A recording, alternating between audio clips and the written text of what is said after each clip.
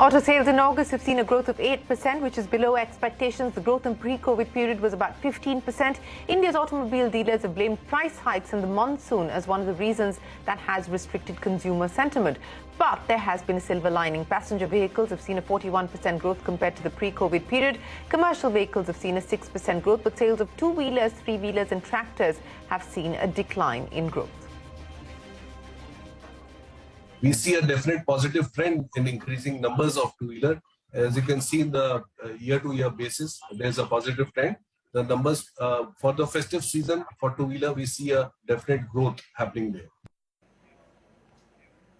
And there's more from the auto space. TVS Motor has unveiled two new models in its Apache range of motorcycles, named Apache RTR 160 and Apache RTR 180. Both models have been upgraded with more power, new design and connected tech. The price for the RTR 160 starts from over 1.17 lakh rupees, while the Apache RTR 180 has a starting price of 1.31 lakh rupees.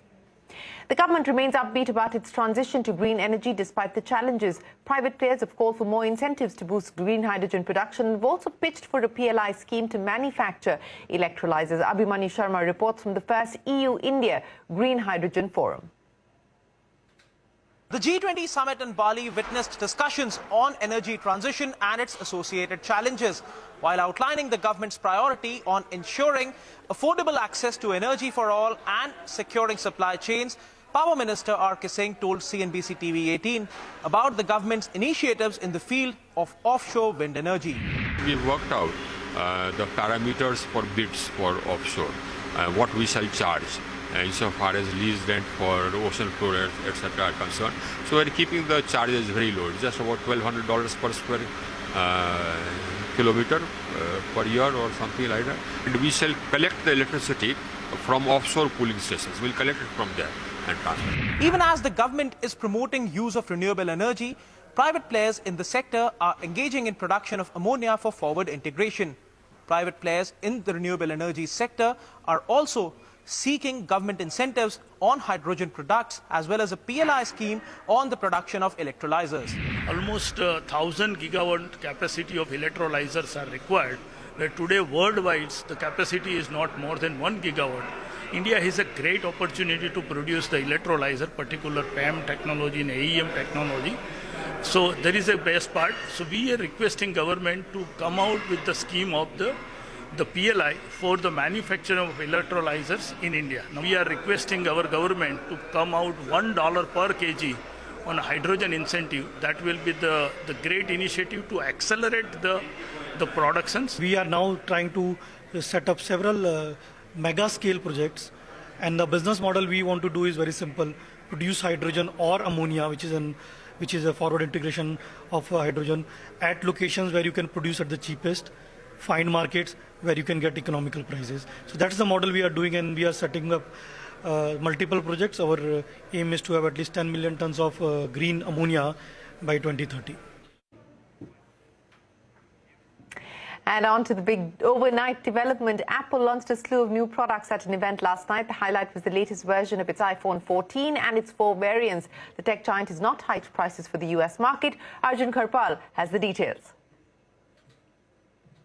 iPhone 14, there's not a huge amount that's different about the base models. Apple revealing 4 new models: iPhone 14, iPhone 14 Plus, iPhone 14 Pro and the Pro Max as well. With the base models, not much has changed. Slight different with the higher end models, the iPhone 14 Pro and Pro Max containing the latest chips, always on display, and a slight redesign of that notch at the top of the iPhone as well. The question always is, will people upgrade? Now, if you're on an iPhone 12 or 13, there's probably not much in here that will make you really jump out and go and buy the phone. However, if you're on an iPhone 11 or even older, of which there are millions of people out there, this could potentially be something that entices you. Now, it's not just about the iPhone, it's also, of course, about the accessories, which has become a multi-billion-dollar business for Apple as well. And they revealed 3 new models of watches: the Apple Watch Series 8, the Apple Watch SE and the high-end Apple Watch Ultra. And what's interesting about that is they're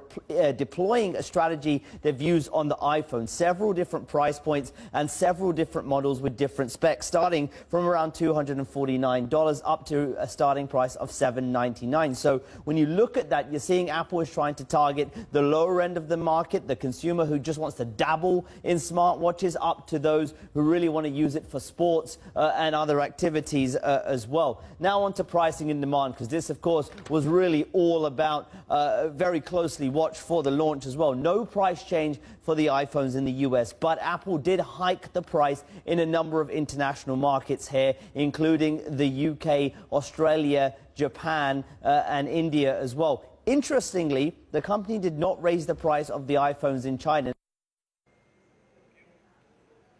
Arjun, many thanks for joining us. And before we wrap, known as one of the top tourist destinations, Switzerland's tourism sector is still struggling to recover from the impact of the pandemic. The head of the Switzerland Tourism Board told CNBC-TV18 that the country's long-haul tourism recovery is still halfway as compared with the pre-COVID levels, while domestic tourism has picked up. Overnight tourist arrival is still lower.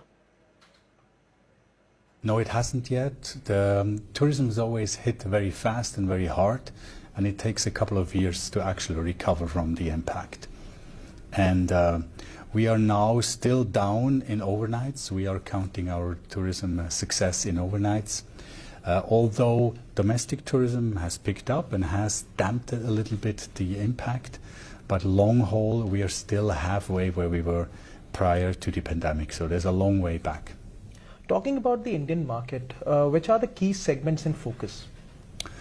We are still focusing on those who love to come and enjoy our nature. I think Switzerland has always been an attraction with its mountains, with its lakes, with its nature and landscapes. These are still the main attraction. But what we have seen a shift from basically look at the mountains and the lakes and enjoy it, to experiencing the mountains also more physically, more actively, more dynamically. So people are more getting involved in walks, in hikes, and in all the wonderful activities you can do in the mountains. Which have been the most preferred destinations which have emerged among Indian travelers in the past few years? We can see more that Indians are spreading more out to discover the rest of Switzerland. We have some destinations which are good in solid Indian hands for a long time.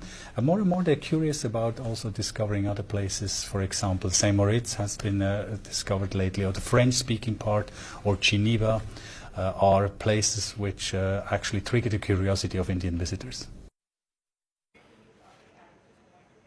Well, Switzerland banking on Indian tourists as it hopes to recover from the COVID pandemic. And with that, it is time for us to wrap up this edition of Business 360. Thanks very much for watching. Stay tuned to CNBC-TV18. The news continues on the other side.